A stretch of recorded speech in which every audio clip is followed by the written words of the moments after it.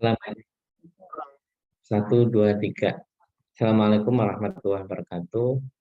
Alhamdulillah, nahmadu wa nasta'inuhu wa nastaghfiruh wa na'udzu bihi min syururi anfusina wa min sayyiati a'malina. May yahdihillahu fala mudhillalah wa may yudhlil fala hadiyalah. Rabbi shrah li sadri wa yassir li amri wahlul 'uqdatam min lisani yafqahu qawli. Subhanaka la ilma lana illa ma 'allamtana innaka antal alimul hakim. Amma ba'd. Before we start our class now, please pray together with reading of Surah Al-Fatihah. Try begin. Bismillahirrahmanirrahim.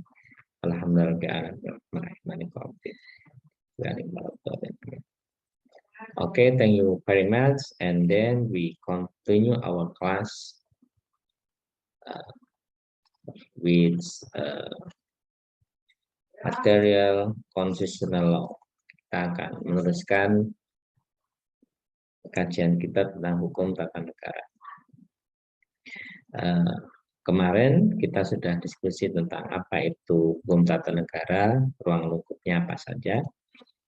And now we discuss about relation constitutional law of constitutional law and others. Maksudnya disiplin ilmu yang lain ya. Apa hubungan hukum tata negara dengan hukum misalnya hukum administrasi negara, ilmu negara, dan sebagainya. Nah, apa hubungan hukum tata negara dengan ilmu negara? Kita tahu bahwa ilmu negara adalah ilmu yang menjelaskan pengetahuan dasar-dasar teoritis dan asas-asas pokok terhadap segala ilmu yang berkaitan dengan negara, termasuk hukum tata negara sendiri. Jadi rumah besarnya ilmu negara, bagiannya adalah hukum tata negara. Hukum tata negara salah satu bentuk konkret dari teori-teori yang ada dalam ilmu negara. Sebagai ilmu teoritis, ilmu negara menjelaskan teori terkait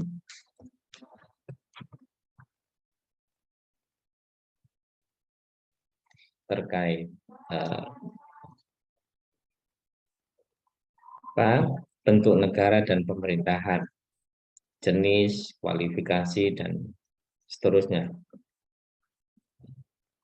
Jadi kompleks dan banyak ya ilmu negara.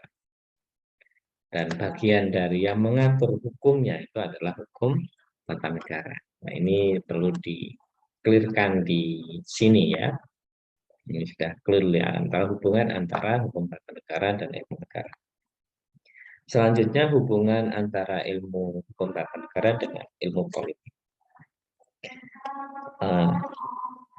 J. Barron dalam bukunya The Wetenschap der Politik bahasa Belanda menjelaskan hubungan kedua cabang ilmu kenegaraan ini, yaitu ilmu politik dan ilmu hukum tata negara.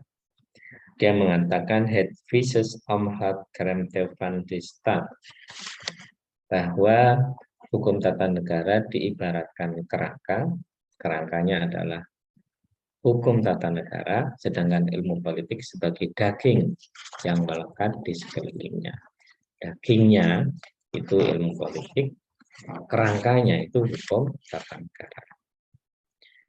Para pakar yang lain mengatakan ilmu politik mengungkapkan latar belakang dikeluarkannya suatu peraturan. Dan peraturan itu adalah produk politik. Jadi kita tahu kenapa ini dikeluarkan undang-undang ini. Ini karena ada latar belakang politik seperti itu ya. Selain itu, keputusan politik juga berpengaruh terhadap hukum tata negara, sehingga keduanya hampir tidak bisa dipisahkan. Satu dengan yang lainnya tidak bisa dipisahkan. Ini jadi apa? Jadi keduanya ini nggak bisa dipisahkan karena peraturan itu adalah produk politik. Ya, peraturan yang menjadi domainnya hukum tata negara itu adalah produk politik. Berkali-kali saya sampaikan di kelas bahwa undang-undang itu produk politik.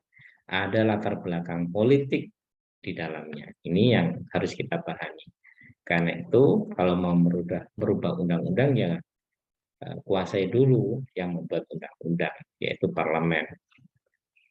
Baru kemudian dirubah undang-undang itu. Ini hal penting, hubungan antara ilmu politik dan hukum tata negara.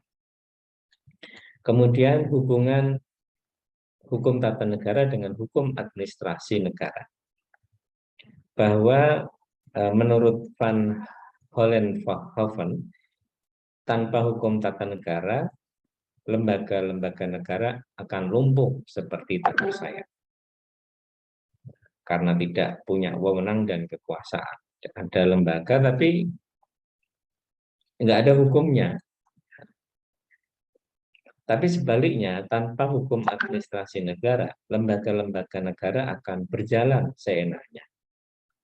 Kalau nggak ada hukum administrasi negara, maka akan berjalan seenaknya lembaga-lembaga negara itu. Nggak ada kewenangan yang membatasi. Ada overlapping di situ. Nah, ini makanya penting antara hukum tata negara dengan hukum administrasi negara. Ini dua hal yang terkait. Maka ada organisasi, judulnya, namanya Asosiasi Pengajar Hukum Tata Negara dan Hukum Administrasi Negara. Karena dua ini dianggap dua hal yang penting, satu sama lainnya hal yang tidak bisa dipisahkan. Di beberapa negara Eropa kontinental,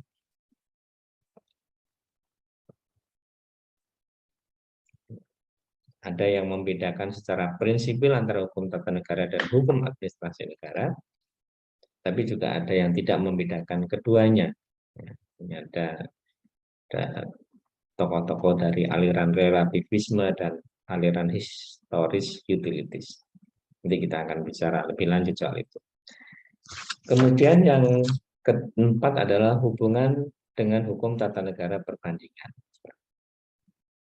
Jadi hukum tata negara mempunyai bidang ilmu khusus untuk melakukan perbandingan antar konstitusi yang disebut dengan hukum tata negara perbandingan. Misalnya soal presiden,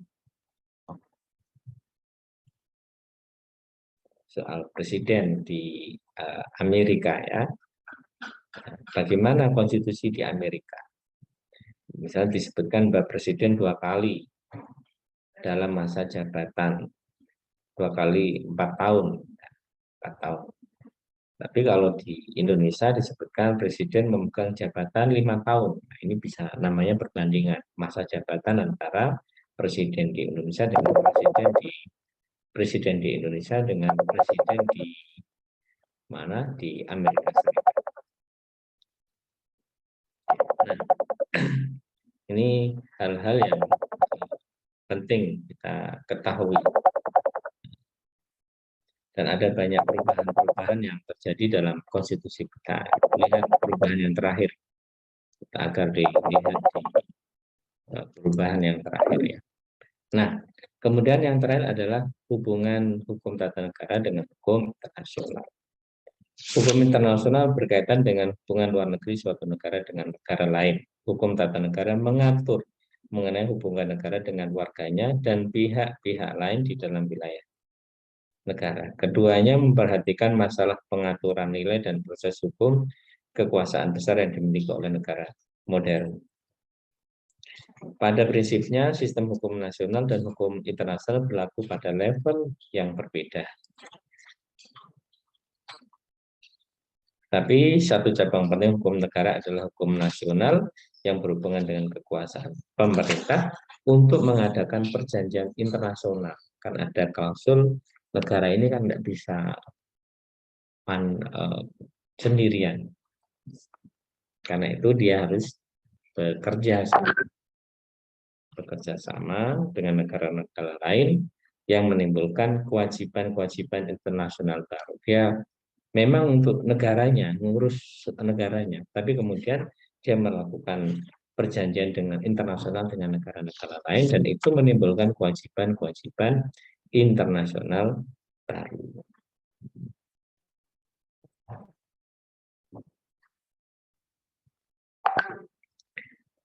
Saya kira itu beberapa hal, nanti silahkan didiskusikan lebih lanjut soal soal hubungan hukum tata negara dengan ilmu lainnya. Okay, thank you very much, and then let's pray together before we close our class now. Kita tutup dengan pembacaan surat Al-Asr. Let's pray. Pray begin. Bismillahirrahmanirrahim. Wal asri innal insana lafi khusr illa amanu wa bisolihati wa tawassaw bil haqqi wa tawassaw. Okay, thank you very much. See you next week. Assalamualaikum warahmatullahi wabarakatuh.